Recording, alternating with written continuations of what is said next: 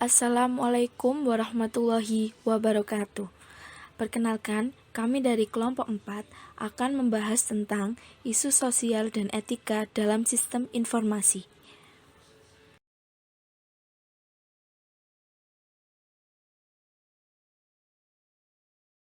Berikut adalah garis besar bab 4 atau materi-materi yang akan kita bahas di bab 4.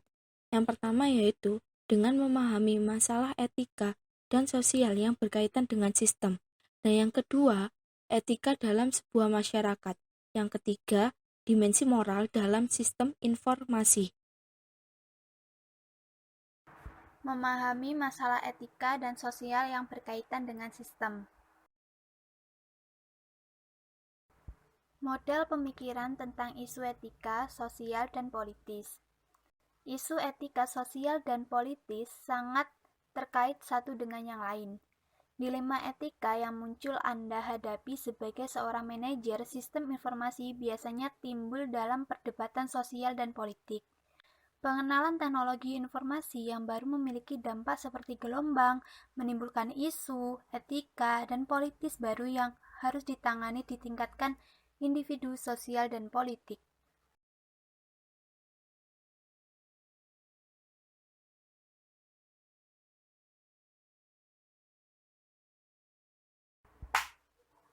Lima dimensi moral di era informasi. Yang pertama, hak dan kewajiban informasi. Hak informasi, apa saja yang dimiliki oleh individu dan organisasi, apa yang dapat mereka lindungi. Yang kedua, hak dan kewajiban terkait kepemilikan.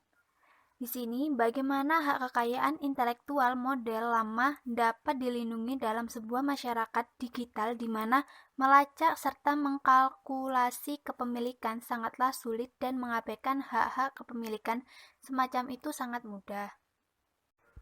Yang ketiga, akuntabilitas dan pengendalian. Siapa yang mampu menyelenggarakan dan akan diberi sanksi atas perbuatan yang merugikan terhadap informasi individu maupun kelompok serta hak-hak kepemilikan. Yang keempat, kualitas sistem.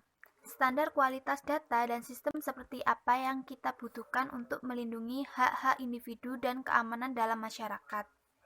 Yang kelima, kualitas hidup. Nilai-nilai apa yang harus dipertahankan dalam sebuah masyarakat yang syarat akan pengetahuan dan informasi, praktik dan nilai budaya yang didukung oleh teknologi baru tersebut. Tren utama dari teknologi yang mengedepankan isu etika. Ada 4 tren utama dari teknologi yang bertanggung jawab terhadap tekanan di bidang etika yaitu yang pertama, kemampuan komputasi yang meningkat 2 kali lipat dalam 18 bulan memungkinkan sebagian besar organisasi untuk menggunakan sistem informasi pada proses produksi. Ketergantungan kita terhadap sistem dan kelemahan terhadap kesalahan sistem serta kualitas data yang buruk semakin meningkat. Yang kedua, kemajuan dalam teknis penyimpanan data serta biaya penyimpanan data yang menurun dengan cepat telah bertanggung jawab terhadap penggandaan database tentang individu karyawan, pelanggan, dan pelanggan, potensial yang dikelola perusahaan, swasta, maupun pemerintah. Kemajuan dalam teknis analisis data bagi menggabungkan data berkapasitas. 3. Kemajuan dalam teknis analisis data bagi penggabungan data berkapasitas besar adalah tren dari teknologi lainnya yang memicu perhatian di bidang etika karena perusahaan dan lembaga pemerintah dapat dengan mudah menemukan informasi pribadi seorang secara detail. Profiling adalah kemampuan komputer dalam mengombinasikan data dari berbagai sumber dan menciptakan catatan pribadi seorang secara terperinci. Yang keempat, kemajuan di bidang jaringan, termasuk di antaranya internet, menjanjikan penurunan biaya perpindahan secara signifikan dengan mengakses data dalam jumlah besar serta penggalian data berskala besar dari jarak jauh dengan menggunakan mesin desktop, memungkinkan terjadinya pelanggaran privasi berskala besar dengan tingkat kecermatan yang tidak terlintas. Oke, kita akan masuk ke bab 4.2 yang akan membahas tentang etika dalam sebuah masyarakat informasi. Etika dalam masyarakat informasi. Etika merupakan perhatian bagi manusia yang memiliki pilihan. Etika merupakan tentang pilihan seseorang ketika berhadapan dengan beberapa alternatif tindakan. Apa pilihan moral yang paling tepat? Apa fitur utama dari pilihan etika? Dalam etika terdapat konsep dasar. Yang pertama responsibilitas, kedua akuntabilitas, dan ketiga liabilitas. Responsibilitas atau pertanggungjawaban merupakan elemen utama dari tindakan etika. Pertanggungjawaban ini mengandung arti bahwa Anda menerima kemungkinan biaya yang akan timbul, tugas dan kewajiban atas keputusan yang Anda buat. Yang kedua, akuntabilitas merupakan fitur dari sistem dan institusi sosial. Hal tersebut berarti ada mekanisme yang sesuai untuk menentukan siapa yang bertanggung jawab, mengambil tindakan, dan siapa yang bertanggung jawab terhadap keputusan tersebut. Yang ketiga, liabilitas merupakan perluasan konsep dari responsibility yang mengarah lebih jauh ke bidang hukum. Liabilitas adalah fitur dari sistem politik di mana suatu badan hukum di suatu tempat mengizinkan seseorang untuk menerima perbaikan kerusakan yang terjadi pada dirinya yang disebabkan oleh orang lain, sistem, maupun organisasi. Konsep dasar ini membentuk analisis etika yang berdasar dari sistem informasi dan orang-orang yang mengelolanya. Analisis etika. Ketika kita berhadapan dengan situasi yang memperlihatkan isu-isu etika, bagaimana seharusnya Anda menganalisis hal tersebut? Terdapat 5 langkah proses berikut akan membantu isu-isu etika. Yang pertama, identifikasi dan gambarkan fakta secara jelas. Seperti contoh, Anda akan terkejut pada kesalahan-kesalahan pada fakta yang dilaporkan. Dan Anda akan menemukan fakta lebih mudah pada saat membantu mendefinisikan solusinya. Melibatkan pihak yang bertentangan dalam dilema etika untuk menyetujui fakta-fakta juga akan membantu. Yang kedua, definisikan konflik atau dilema dan identifikasikan nilai-nilai yang lebih tinggi yang terlibat. Yang melibat sebuah dilema, 2 program tindakan yang bertentangan, namun sama-sama mendukung atau memiliki sifat manfaat. Contohnya seperti studi kasus di akhir bab mengilustrasikan 2 nilai yang berseteru, kebutuhan dalam meningkatkan penyimpanan rekaman perawatan kesehatan dengan kebutuhan untuk melindungi privasi individu. Yang ketiga, identifikasi pihak-pihak yang berkepentingan. Dalam setiap isu etika, sosial dan politik selalu memiliki pihak-pihak yang berkepentingan. Yang keempat, identifikasi pilihan-pilihan beralasan kuat yang bisa Anda ambil. Yang kelima, identifikasi konsekuensi yang mungkin terjadi dari pilihan yang Anda ambil. Dalam beberapa pilihan mungkin benar secara etika, namun membawa malapetaka dari sudut pandang yang lain. Suatu pilihan mungkin berhasil dalam suatu kasus, tetapi belum tentu berhasil dalam kasus serupa.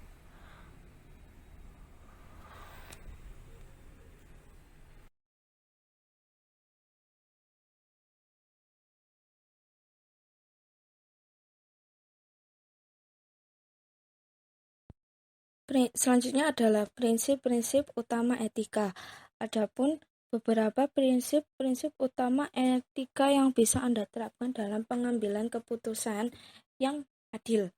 Yang pertama yaitu perlakukan orang lain seperti yang kamu inginkan orang lain perlakukan kepadamu. Posisikan diri Anda pada posisi orang lain dan berpikirlah seolah-olah Anda adalah objek dari keputusan yang Anda buat. Hal ini dapat membantu Anda dalam membuat keputusan yang adil. Yang kedua, Jika suatu tindakan tidak pantas bagi setiap orang, itu tidak pantas bagi seseorang. Tanyakan kepada diri Anda, jika setiap orang melakukan hal ini, dapatkah suatu organisasi ataupun masyarakat bertahan? Kenali dampak keputusan yang Anda buat, baik dampak positif atau negatifnya. Yang ketiga, jika suatu tindakan tidak dapat dilakukan berulang-ulang, maka tidak dapat diterapkan secara menyeluruh. Suatu tindakan mungkin akan membawa perubahan kecil saat ini dan hal tersebut dapat diterima.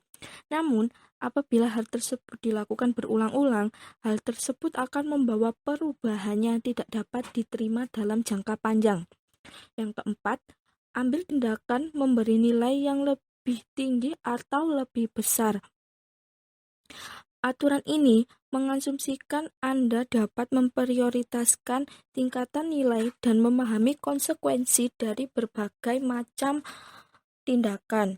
Pilihlah konsekuensi yang lebih rendah. Dan yang kelima, ambil tindakan yang memberikan kerugian paling sedikit atau biaya paling murah.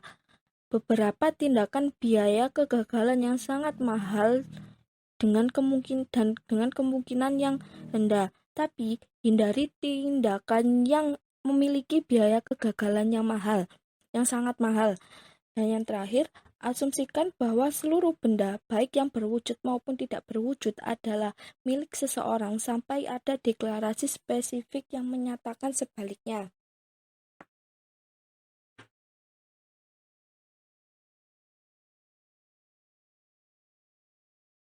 Selanjutnya adalah kode etik profesional.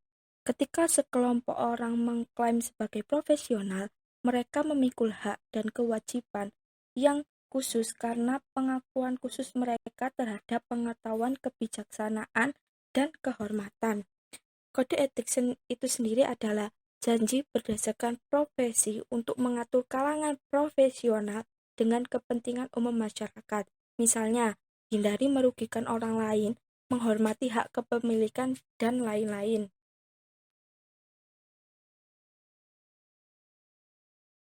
Dilema etika dalam dunia nyata. Sistem informasi telah menciptakan dilema baru. Salah satunya berupa kepentingan yang saling berseteru satu sama lain. Sebagai contoh, banyak perusahaan telepon berskala besar di Amerika Serikat menggunakan teknologi informasi untuk mengurangi jumlah tenaga kerja mereka. Bab 4.3 Dimensi moral dalam sistem informasi.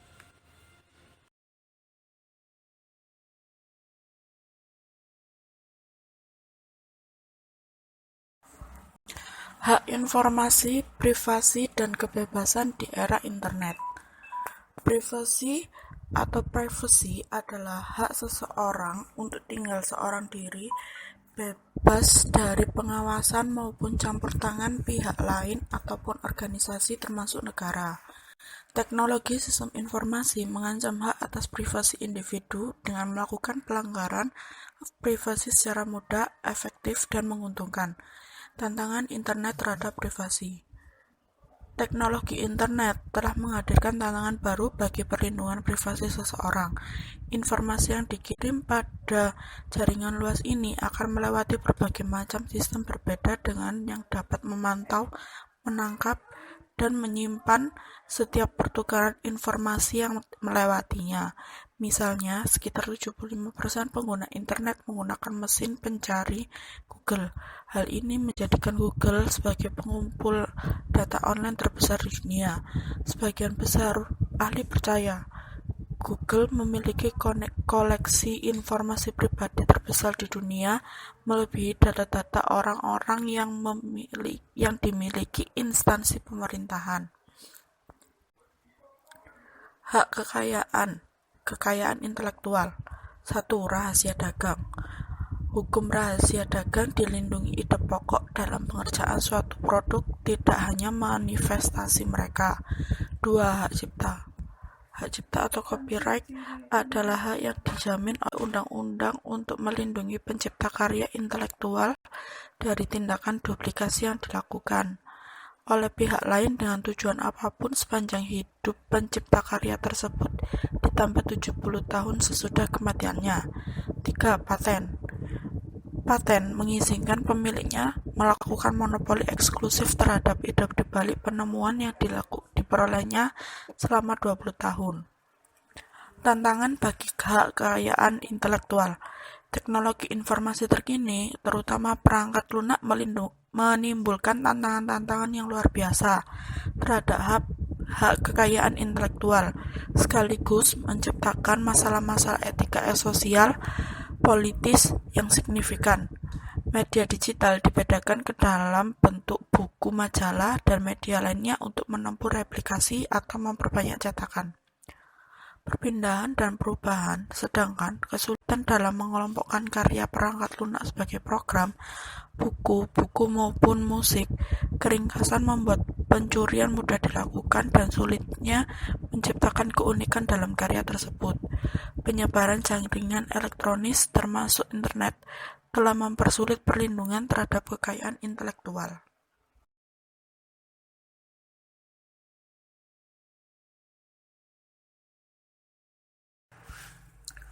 Hak kekayaan.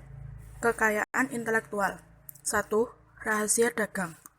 Hukum rahasia dagang melindungi ide pokok dalam pengerjaan suatu produk, tidak hanya manifestasi mereka. 2. Hak cipta. Hak cipta atau copyright adalah hak yang dijamin oleh undang-undang untuk melindungi pencipta karya intelektual dari tindakan duplikasi yang dilakukan oleh pihak lain dengan tujuan apapun sepanjang hidup pencipta karya tersebut ditambah 70 tahun setelah kematiannya. 3. Hak paten. Paten mengizinkan pemiliknya melakukan monopoli eksklusif terhadap ide di balik penemuan yang diperolehnya selama 20 tahun.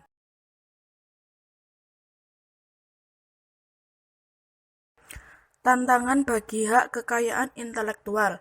Teknologi informasi terkini, terutama perangkat lunak, menimbulkan tantangan yang luar biasa terhadap hak kekayaan intelektual, sekaligus menciptakan masalah-masalah etika, sosial, dan politis yang signifikan. Media digital dibedakan ke dalam bentuk buku, majalah, dan media lainnya untuk mempermudah replikasi atau memperbanyak cetakan, perpindahan, dan perubahan, sedangkan kesulitan dalam mengelompokkan karya perangkat lunak sebagai program, buku, maupun musik, keringkasan membuat pencurian mudah dilakukan dan sulitnya menciptakan keunikan dalam karya tersebut. Penyebaran jaringan elektronis terhadap internet telah mempersulit perlindungan terhadap kekayaan intelektual.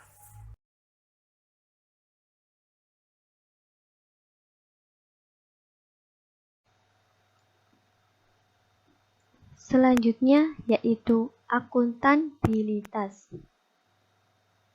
liabilitas, dan pengendalian. Bersamaan dengan Undang-Undang Kekayaan dan Privasi, teknologi informasi baru memberikan tantangan bagi liabilitas hukum dan praktik sosial yang sudah ada dalam melindungi institusi dan masyarakat. Masalah liabilitas yang berkaitan dengan komputer. Perangkat lunak yang sangat berbeda dengan buku. Penggunaan perangkat lunak mungkin memiliki ekspektasi tentang sebuah perangkat lunak yang sempurna tanpa cacat dan penilaian perangkat lunak umumnya berdasarkan kemampuannya melaksanakan tugas.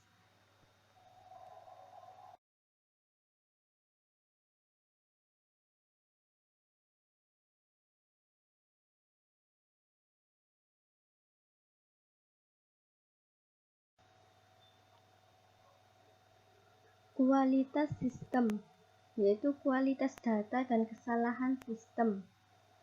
Ada 3 sumber pokok dari kinerja sistem yang bobrok.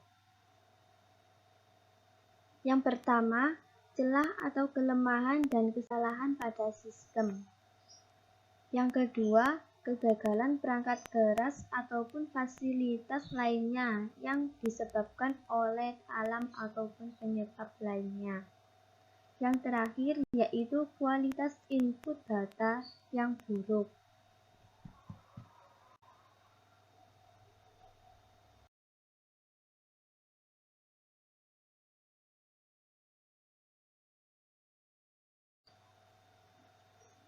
Kualitas hidup seperti keadilan, akses, dan batasan.